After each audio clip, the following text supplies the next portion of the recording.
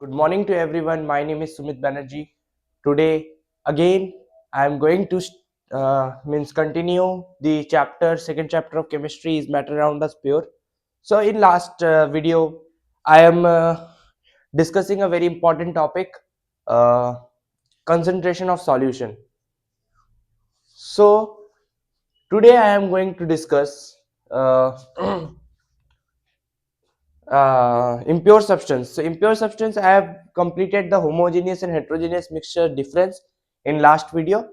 So today I am going to start solution. So if I am telling you the characteristics of solution or define the solution, the true solution is also completed because the characteristics of true solution is same as the characteristics of solution. Hope you understand. The most important is these two also, suspension and colloid.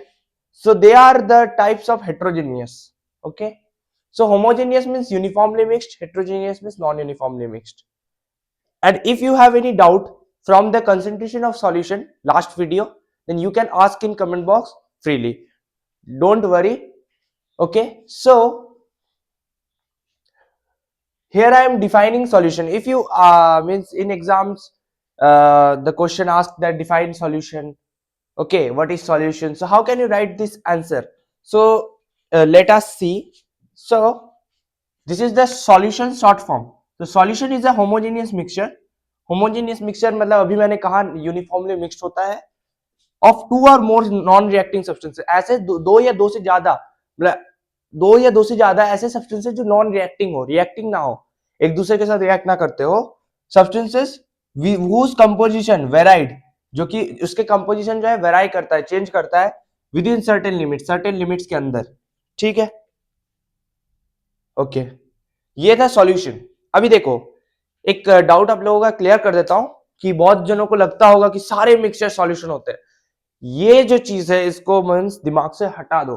As because सारे mixtures solution नहीं हो सकते, क्योंकि अभी देखो मैं बता रहा हूं, ये हेट्रोजेनियस मिक्सचर है, इसके दो टाइप है, सस्पेंशन कोलाइड.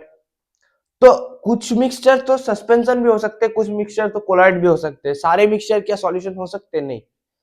सॉल्यूशन अगर उसको होना है, सॉल्यूशन उसको अगर होना है तो उसे दो कंडीशंस फॉलो करना है. एक तो पहला कंडीशन है substance should be non reacting. एक तो नॉन रिएक्टिंग होना चाहिए.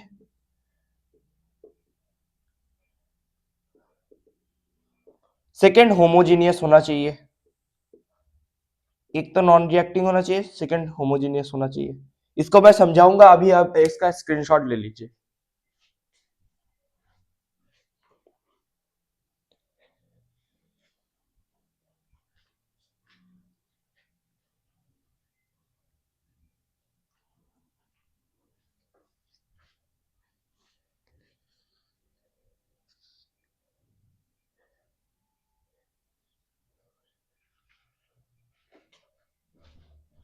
एक तो सब्सटेंस जो है या फिर कंपोनेंट्स वो नॉन रिएक्टिंग होने चाहिए, और दूसरा क्या है, होमोजेनियस होना चाहिए.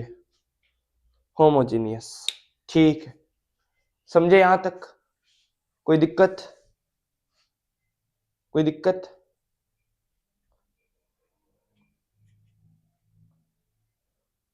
ठीक है, मैं मिटा रहा हूं. तो होमोजेनियस मतलब यूनिफॉर्मली मिक्स्ड, और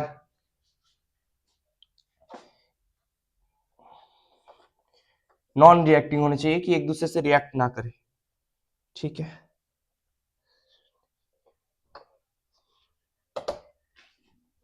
अब देखो, बड़ा इंपॉर्टेंट चीज बता रहा हूं, कंपोनेंट्स ऑफ सॉल्यूशन. ठीक है. कंपोनेंट्स ऑफ सॉल्यूशन बड़ा इंपॉर्टेंट टॉपिक है, ध्यान देना यहां पर. कंपोनेंट्स ऑफ सॉल्यूशन, इधर ध्यान देना, ध्यान मत हटाना इधर से. देखो, कंपोनेंट्स ऑफ सॉल्यूशन क्या होता है जनरली, कह सकते हैं आप, the solution is a homogeneous mixture. The solution is a homogeneous mixture.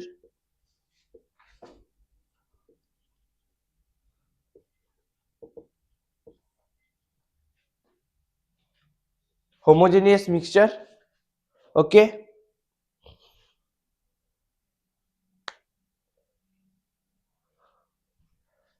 so the solution is a homogeneous mixture uh, which has two components, solute and solvent.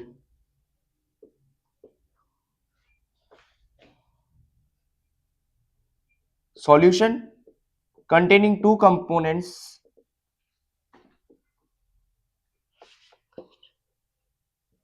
two components are called binary solution. Binary solution. ठीक है, कोई दिक्कत? तो solution as homogeneous mixture, ये तो मैंने अभी बताया यूनिफॉर्मली मिक्स्ड होता है। हर एक मिक्सचर सॉल्यूशन नहीं होता, ये भी क्लियर कर दिया। फिर which has two components, solute और सॉल्वेंट, पिछले लेक्चर में भी बोला था। ऐसे सॉल्यूशन जो दो कंपोनेंट्स कंटेन करते हैं उन्हें बाइनरी सॉल्यूशन कहते हैं। ये बड़ा इंपॉर्टेंट है, स्टार मार्क कर लीजिए, एग्जाम में एमसीक्यूज पूछ सकता है यहां से। अब देखो सॉल्यूट के बारे में दिखाता हूं। सॉल्यूट क्या होता है बेसिकली, पता ही होगा आप लोगों को। सॉल्यूट होता है जो डिसॉल्व हो रहा है। So solute are those components which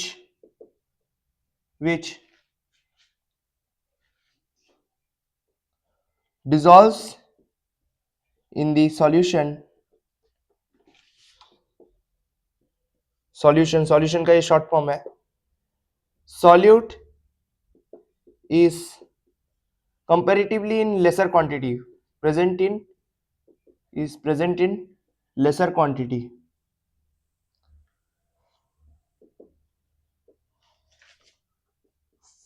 For example, solution of iodine in alcohol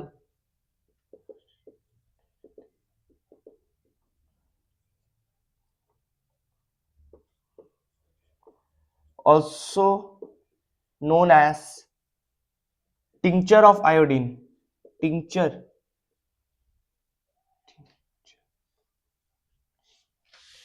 ये एक मार्क्स का सवाल आता है। टिंचर ऑफ आयोडीन बहुत ही फेमस क्वेश्चन है, बता रहा हूं। एक मार्क्स का एमसीक्यू हमेशा आता है, हर साल पूछता है, इसलिए इसको क्या कर लीजिए, अंडरलाइन कर दीजिए ऐसे करके, जैसे मैंने किया तो बेहतर होगा। और आप लोग कॉपी लेके बैठे हैं कि नहीं बताइए, कॉपी और एनसीईआरटी बुक लेके जरूर बैठिए। देखिए कि अगर कुछ छूट जा रहा है तो आगे आप लोग कमेंट बॉक्स में लिख सकते हैं कि ये मेरे से छूट गया, ठीक है। तो सॉल्यूट ऐसे सब्सटेंसेस होते हैं, कंपोनेंट्स होते हैं जो कि डिसॉल्व होते हैं सॉल्वेंट के अंदर या फिर सॉल्यूशन के अंदर। सॉल्यूट जो होता है वो प्रेजेंट होता है कम क्वांटिटी में जनरली। इसका एग्जांपल है जो सॉल्यूशन होता है ऑफ आयोडीन इन अल्कोहल, जिसे टिंचर ऑफ आयोडीन कहते हैं। इसमें इसमें ऊपर मैं लिख रहा हूं, आयोडीन जो है वो होता है सॉल्यूट, क्योंकि उसको डिसॉल्व किया जा रहा है सॉल्यूशन के अंदर, अल्कोहल के अंदर, फिर वो पूरा सॉल्यूशन बना रहा है। तो आप लोग इसका ले लीजिए स्क्रीनशॉट, ठीक है।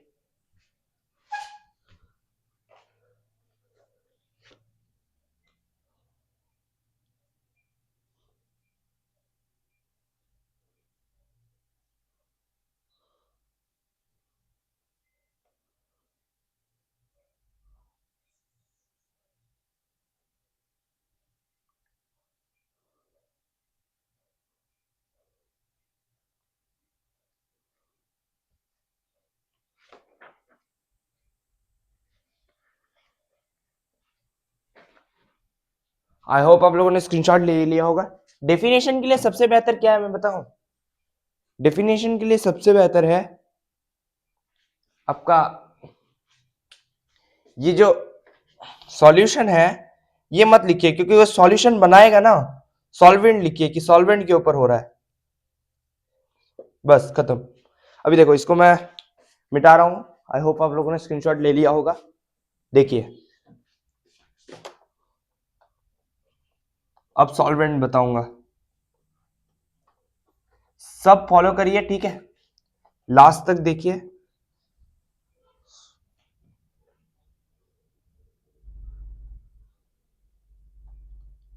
Solvent,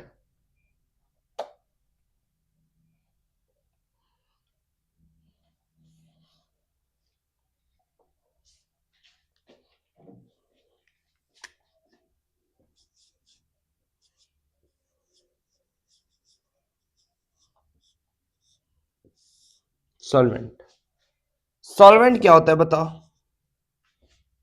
those component, solvent is component of solution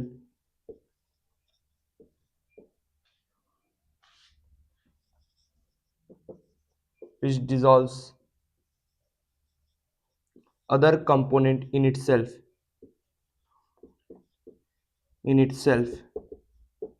समझ पा रहे हो, दूसरों को मीन्स डिसॉल्व करता है, ये कैपेसिटी है सॉल्वेंट का, कंपोनेंट है सॉल्यूशन का which dissolves other component in itself. Okay, यहां तक हुआ। फिर solvent is component which present in larger quantity,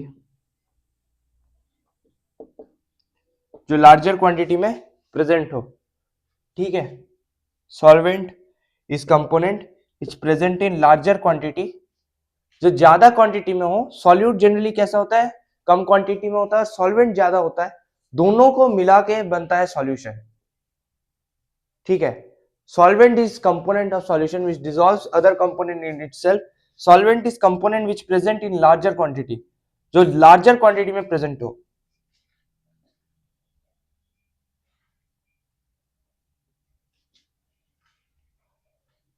फिर जैसे एक एग्जांपल लेते हैं, जैसे वही टिंचर ऑफ आयोडीन की मैं बात कर रहा हूं, जैसे वहां आयोडीन सॉल्यूट का काम कर रहा था, अल्कोहल वहां पर सॉल्वेंट का काम कर रहा था, अल्कोहल भी था ना। तो अगर आपने स्क्रीनशॉट लिया होगा आपको पता होगा, वहां लिखा भी था, तो अल्कोहल जो है वहां पर सॉल्वेंट का काम कर रहा था। अभी जैसे मान low sugar solution, sugar solution क्या होता है, शुगर इन वाटर, वैसा सॉल्यूशन को क्या बोलते हैं, solid in liquid solution, solid liquid में हो रहा है ना, तो वहां पर शुगर सॉल्यूट का काम कर रहा होगा और वाटर सॉल्वेंट का काम कर रहा होगा। चलिए, अब यहां से मैं एक बहुत इंपॉर्टेंट बात कहने वाला हूं, एग्जाम्स में बहुत क्वेश्चन आएगा, ठीक है, भर भर के आएगा, इसलिए मैं बताऊंगा, स्पेस चाहिए मेरे को, इसके लिए आप लोग ले लीजिए इसका स्क्रीनशॉट।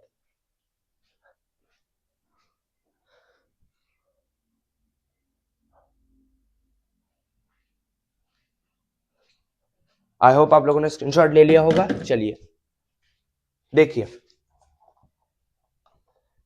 ध्यान से देखना, देखो जनरली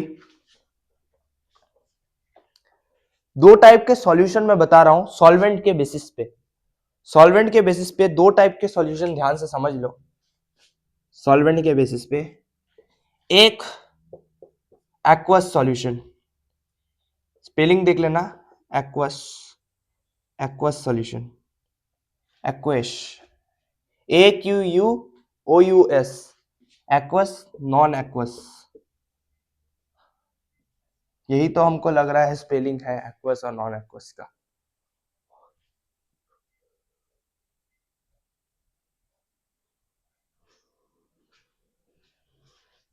एक्वस, ये ई होगा, ई ओ यू एस, ये भी ई होगा। तो देखो एक्वस, नॉन एक्वस, बताओ आप लोग क्या जानते हैं इसके बारे में, क्योंकि आप लोगों का रिवीजन चल रहा था, आपको पता होगा, मेरे से बेहतर पता होगा, मैं ये भी बता दिया। चलो बताओ, ट्राई करो एक बार, एक्वस और नॉन एक्वस, एक्वस कौन सा होता है, नॉन एक्वस कौन सा होता है, बताओ। तो मैं बता रहा हूं, देखो एक्वस जो होता है, ध्यान से देखना, यहीं पर फोकस होना चाहिए। एक्वस जो होता है उसका सॉल्वेंट होता है वाटर, इसका सॉल्वेंट होता है वाटर। सॉल्यूट मैं नहीं बोल रहा, सॉल्वेंट बोल रहा हूं। तो सॉल्यूट कुछ भी हो, सॉल्वेंट क्या होता है, जनरली वाटर ही होता है। लेकिन नॉन एक्वस सॉल्यूशन में सॉल्वेंट कोई भी लिक्विड हो सकता है, कोई भी लिक्विड। तो यही इन दोनों के बीच का अंतर बना देता है। तो देखो अभी इसका एग्जांपल बता रहा हूं। मान लो पूछे एक एग्जाम में 3 पूछे 4 पूछे, तो उस हिसाब से आप लोग इसके एग्जांपल्स रेडी करके रखो। मैं आपको बता देता हूं। जैसे जैसे एक एग्जांपल हो गया शुगर सॉल्यूशन एक्वस का, बताओ है कि नहीं। एक एग्जांपल हो गया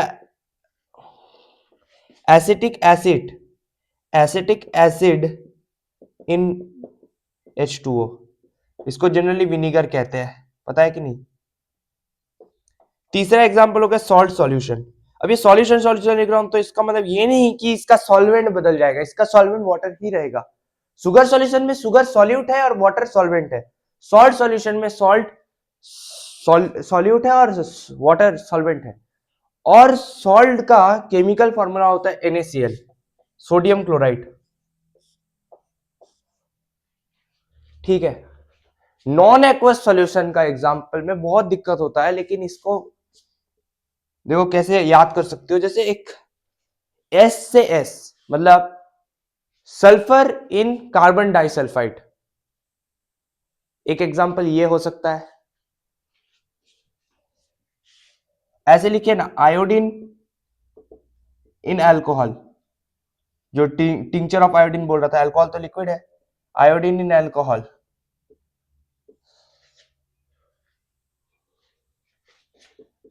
आयोडीन इन CCl4, carbon tetrachloride. Carbon tetrachloride को CCl4 बोलते हैं। ये शायद मैंने किसी एक लेक्चर में कहा था, नहीं कहा है तो इसको नोट कर लीजिए अलग से स्टार मार्क करके कि बहुत इंपॉर्टेंट है, पूछता है केमिकल फॉर्मूला। कार्बन टेट्राक्लोराइड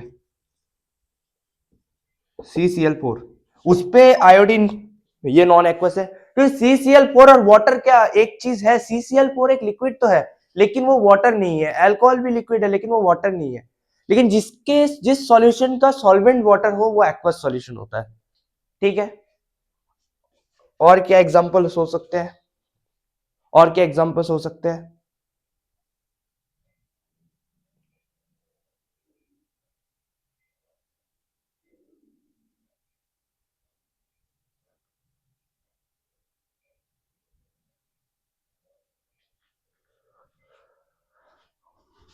फिर और क्या एग्जांपल्स हो सकते हैं। Bromine, bromine dissolved in, bromine dissolved in, bromine dissolved in chloroform.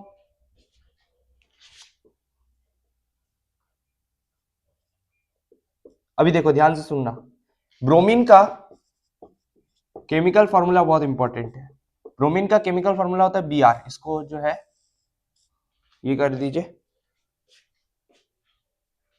एक बॉक्स के अंदर लिख लीजिए और स्टार मार्क करिए। ब्रोमीन का केमिकल फॉर्मूला Br होता है, जो कि क्लोरोफॉर्म में डिसॉल्व होता है। क्लोरोफॉर्म भी एक लिक्विड होता है। क्लोरोफॉर्म का केमिकल फॉर्मूला आप लोग लिखोगे, ठीक है। इसका केमिकल फॉर्मूला आप लोग लिखोगे, नहीं लिख पाए तो मैं बता दूंगा अगले लेक्चर में, ठीक है। क्लोरोफॉर्म का केमिकल फॉर्मूला आप लोग लिखोगे, ठीक है। इसका स्क्रीनशॉट ले लीजिए।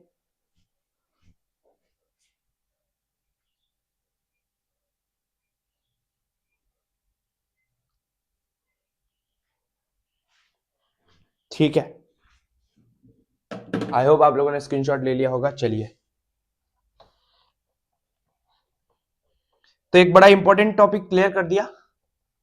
अब जो भी सवाल पूछे आपसे, आप लोग उम्मीद करता हूं उसका सही सही जवाब दे दे और ज्यादा दिक्कत में ना हो आप।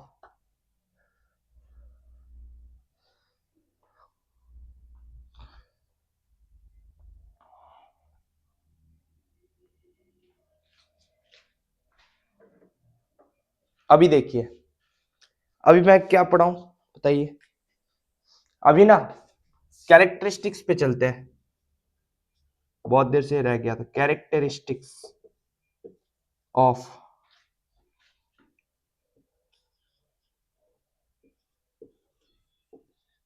solution.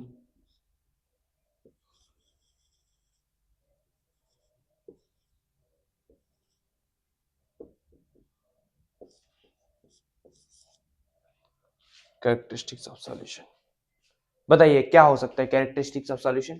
पहले तो देखिए, a solution is homogeneous in nature, is homogeneous in nature. कितने बार बोलूं, ये मैंने तो लेक्चर के शुरू से 3-4 बार बोल दिया। होमोजीनियस होता है, यूनिफॉर्मली मिक्स्ड होता है। सेकेंड कैरेक्टरिस्टिक होता है the size of solute particles is extremely small. The size of solute particles, size of solute is extremely small. कितना? It is less than 1 nanometer or 10 to the power 9 meter in diameter, diameter में। समझे कि नहीं समझे? समझे कि नहीं समझे बताना। ये दो। तीसरा होता है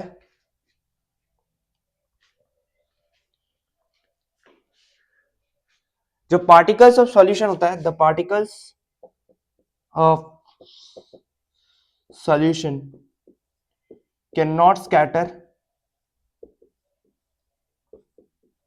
a beam of light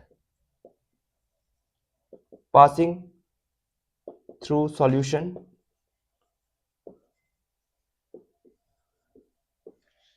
because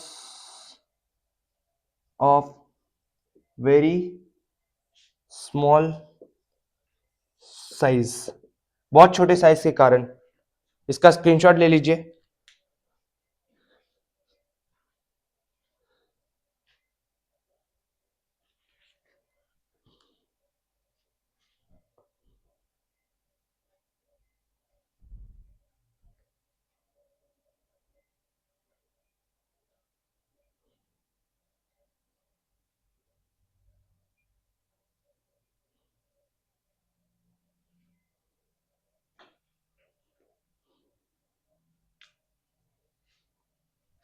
I hope आप लोगों ने स्क्रीनशॉट ले लिया होगा। चलिए, तो ये समझे कि एक सॉल्यूशन जो होता है होमोजीनियस होता है, uniformly mixed. Size of solute is extremely small, it is कितना? Less than 1 nanometre, 10 to the power minus 9 metre in diameter. इसको याद रखना है नंबर को। The particles of solution can not scatter a beam of light passing through solution because of very small size, particle का बहुत छोटा size की वजह से। हुआ? चलिए अब बताओ next.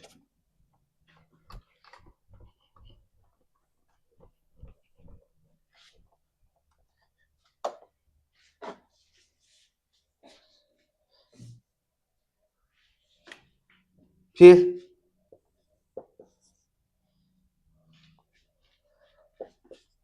the particles of solution cannot be seen even with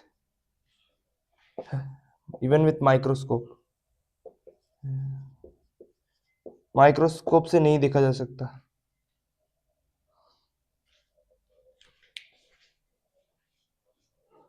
ठीक है, चौथा। पांचवा देखो,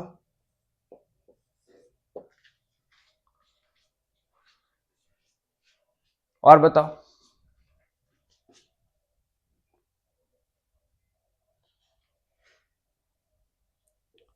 और बताओ और क्या हो सकता है?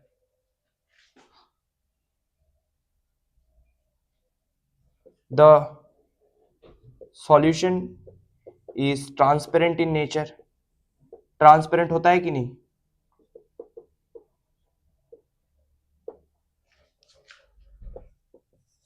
The particles of solution pass through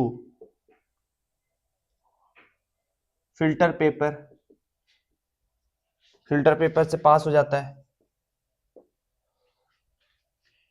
it means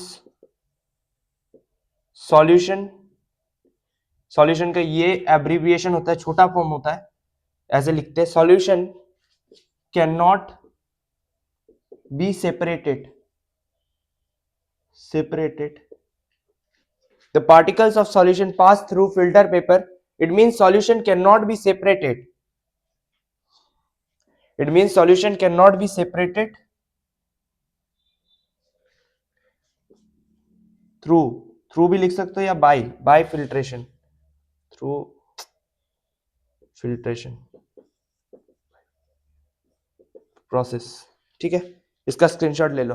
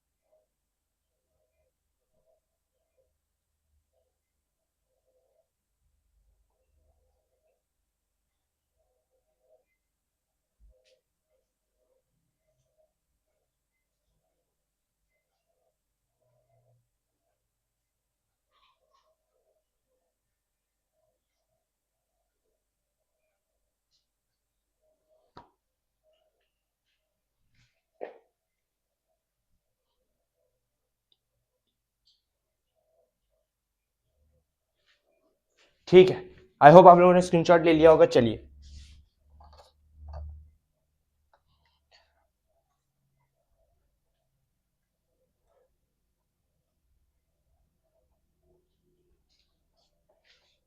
ठीक है। सेवेंथ है कि the components of solution do not chemically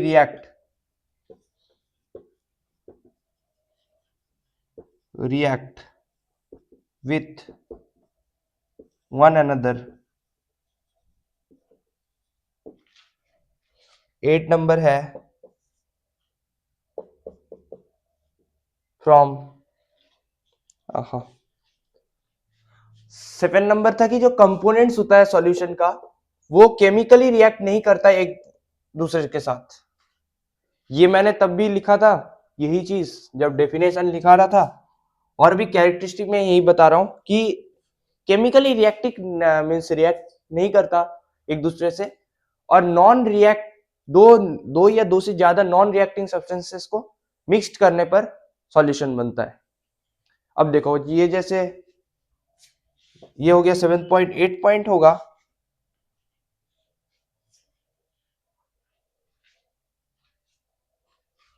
from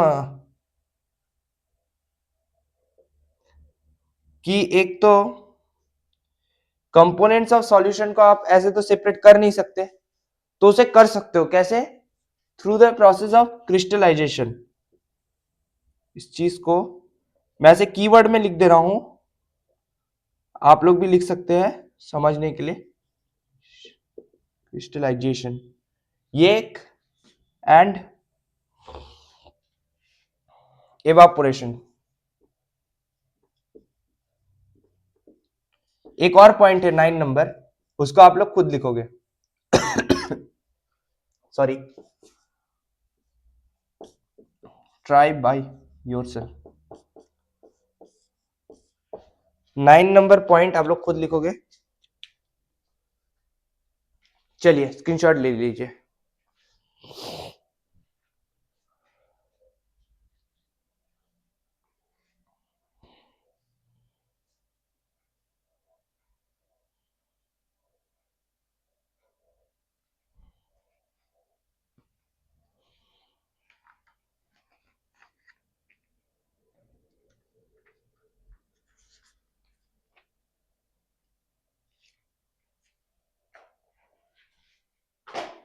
तो सुनिए,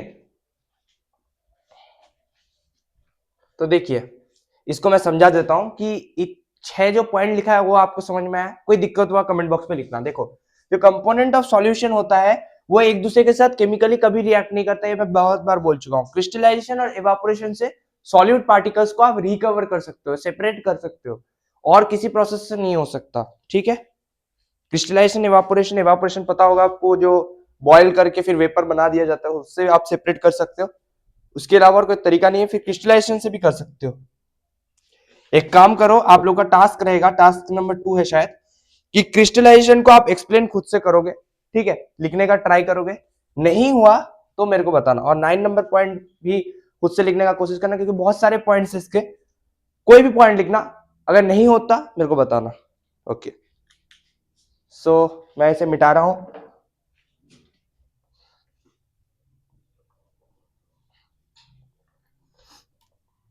अब देखिए, एक लास्ट कॉन्सेप्ट आज के वीडियो का जो मैं बता रहा हूं आपको, बड़ा इंपॉर्टेंट है, solubility. Solubility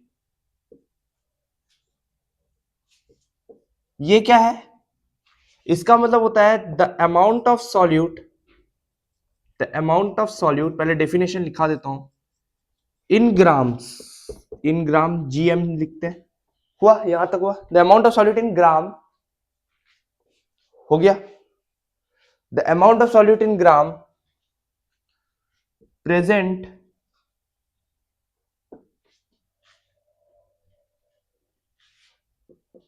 in 100 gram of solvent, the amount of solute in gram present in 100 gram of solvent, ठीक है।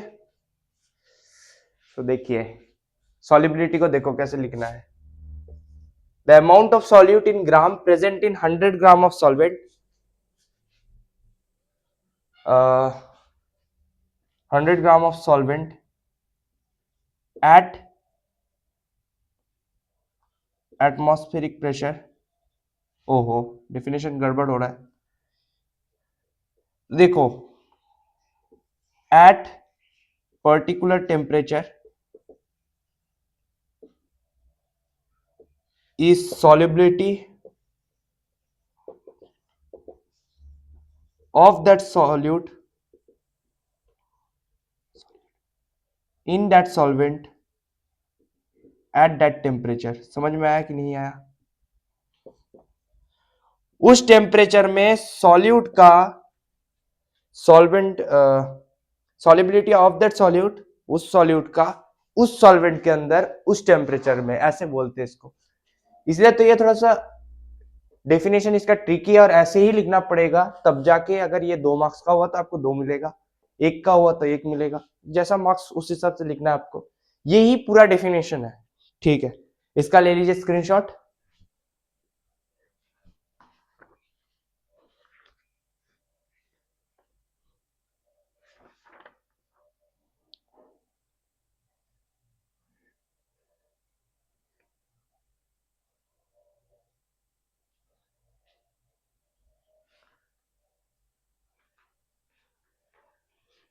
यहां पर एक और चीज ऐड कर दीजिएगा, यहां पर ये जो पर्टिकुलर टेम्परेचर के बाद ये फुल स्टॉप ना देके, अजय तो फुल स्टॉप नहीं, ये टेम्परेचर छोटा लिखा हूं, so at particular temperature to form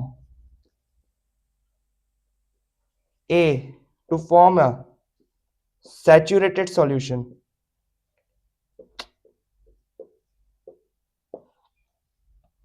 देखो ध्यान से देखना कि amount of solute in gram में solute present in 100 gram of solvent, उस पर्टिकुलर टेम्परेचर में एक सैचुरेटेड सॉल्यूशन बनाने के लिए,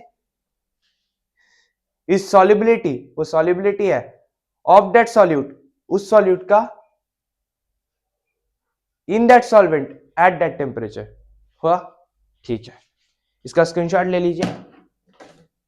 समझ में आया कि नहीं आया कि जो अमाउंट है सॉल्यूट का, कोई भी अमाउंट ग्राम में present in 100 gram of solvent में प्रेजेंट है एट पर्टिकुलर टेम्परेचर, एक पर्टिकुलर टेम्परेचर में सैचुरेटेड सॉल्यूशन बनाने के, सैचुरेटेड मतलब जिसमें सॉल्यूट जो है मींस सॉल्यूट और सॉल्वेंट का मात्रा जो है एकदम बैलेंस्ड होता है, इस solubility of that solute in that solvent at that temperature. याद करने का है, मैंने तो एकदम याद किया है, ठीक है, लाइन बाय लाइन पढ़ोगे तो याद हो जाएगा, ठीक है। चलिए, इसे मैं और मिटाऊंगा भी नहीं क्योंकि आज का लेक्चर खत्म।